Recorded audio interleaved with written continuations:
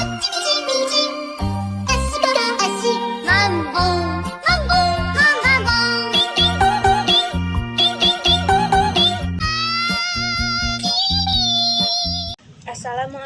warahmatullahi wabarakatuh.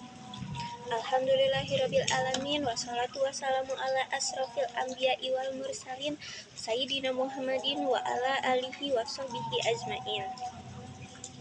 Langkung ti payun mangga urang sami-sami nyanggakeun puji ka Gusti anu Maha Suci anu parantos maparin rahmat sareng hidayah ka urang sadayana. Salawat miwah salam urang sanggakeun ka Nabi Rasul junjunan alam Muhammad sallallahu alaihi wasallam. Ibu guru anu dipihormat sareng rerencangan anu dipikacinta sateu acanna hatur nuhun kanggo panata acara anu parantos masihan waktos sareng kasempatanana. Dina deungeut ieu simkuring salaku wakil ti kelas 10-7 bade ngabantun tema pendidikan karakter pikeun generasi ngora. Hadirin anu dipihormat, pendidikan ieu teh teu saukur kanggo nilai wae. Pendidikan ngajarkeun urang sadaya cara bersikap, berpikir, sareng cara bertanggung jawab.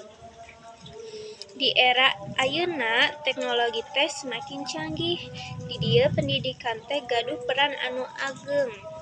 Cara arurang bersikap, berpikir, jeung bertanggung jawab teh pasti kaanggo pisan. Hadirin anu dipihormat, tujuan pendidikan teh nyaeta pikeun generasi ngora nu kersa berpikir kritis tur bijak.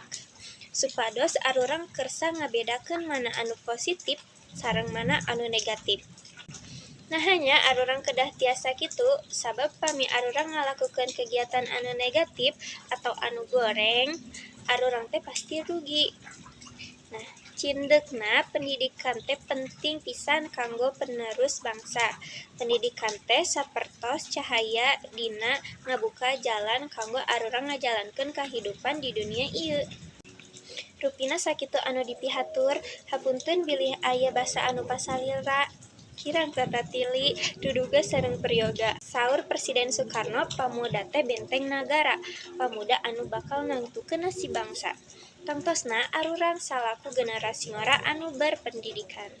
Sakitu wae ti simkuring, wabillahi taufik wal hidayah. Wassalamualaikum warahmatullahi wabarakatuh.